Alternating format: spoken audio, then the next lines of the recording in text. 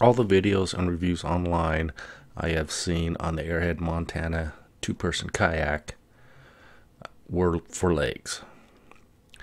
I am more interested in rivers, as that's what I would be using it for 80% of the time. I have had this boat for a year, and I've taken it down some pretty decent rapids, single and double. And as you can see in this video, it easily tackles small rapids, even with the greenhorn up front. If you're rafting down the river, you will get water in your raft. The floor drain is helpful, but you do have to pull over to the side to drain the water. It does nothing to help while rafting or in the water to get the water out of the boat. We will talk more about that later.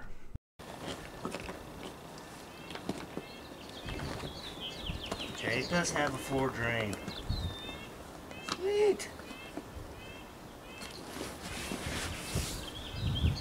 Looks like if water does get in, it's going to get down in here. Not all over you, which is nice. Cool. And it does have a floor drain here. Directions say inflate floor first. That's what I will do. I use an electric pump here to fill it up, but it fills up quick and easy on the riverside with the foot pump. The bungee system at the front and back are also really handy for storing gear. The removable floor is handy, especially for cleaning, and it does keep the water down and off of you. Looks like they got these nice pockets to put stuff in the back. And this is an inflatable seat. I've heard not to inflate it all the way. This is a two-person kayak that converts to a one-person kayak. This is one of the reasons why I liked it. I have spent many hours sitting in the seats on the river, and I will have to say they seem comfortable to me. I've never had a problem with them. And they do adjust. They adjust to different sizes of people, different leg lengths.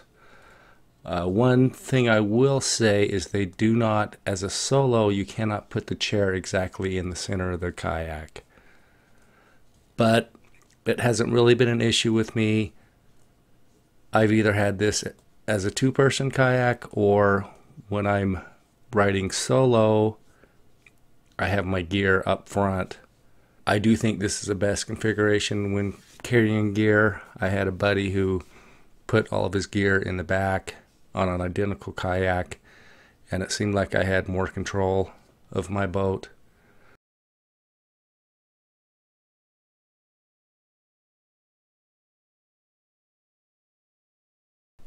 The boat has a keel on the bottom of the boat, as you can see. It also has a permanent, non-removable fin in the back. To me, the tracking seemed pretty good. I only took it out on a lake once, and I don't remember any issues with it. I don't have any videos of that, but we did hit a very slow section on the river we were rafting, and tracking seems fine. I don't recall ever having an issue with it, and as you can see here, seems like it's going straight. My buddy who had that identical boat was actually towing a cataract who had broken a paddle, and he seemed to be doing just fine also. It seems pretty lightweight, but not too lightweight as to compromise durability. See how that works? That's actually not bad at all.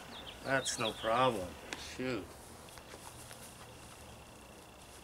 Yeah, that's no problem at all. One person.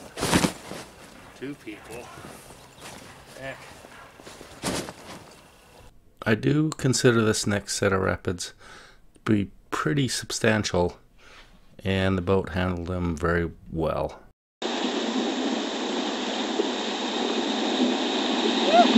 Oh yeah!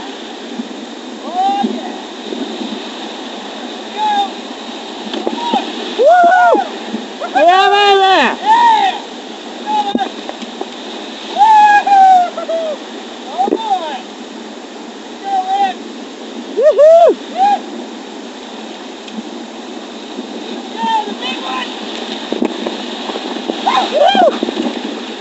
Yeah, baby.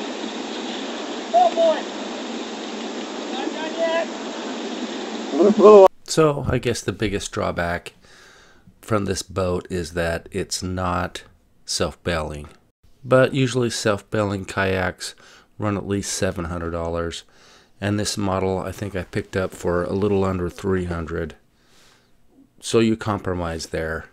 But we definitely earned our water in that little run. It was pretty good, intense run, and the boat handled it. The raft is constructed very well. It seems pretty bulletproof. The only thing I have had a problem with is the black cover coming up the front. It is starting to tear, and I think that is just because people are grabbing it the wrong way. Do not grab it like I am grabbing it in this video. There's a spot to actually reach down and grab it, but I call that user misuse. If it had been grabbed properly, it wouldn't have tore. But that doesn't affect the boat itself at all, just a little cover. Every other facet of the boat has held together perfectly. I've strapped 60-70 pounds of gear. I will reiterate, do not grab by the black cover. Tell your friends, do not grab by the black cover, especially when it's full of gear and partially full of water. Grab where you're supposed to grab, and you shouldn't have any problems. All in all, this is a great all-around boat. 1 person to 2 person, lakes to rivers. This is a great boat for both beginners and intermediates. You won't be disappointed with the quality. And if you want to raft anything higher than a Class 3 Rapid, you should probably go ahead and buy the self-bailing type, which are going to run you about twice as much. And don't forget, you too can do it. You can do it.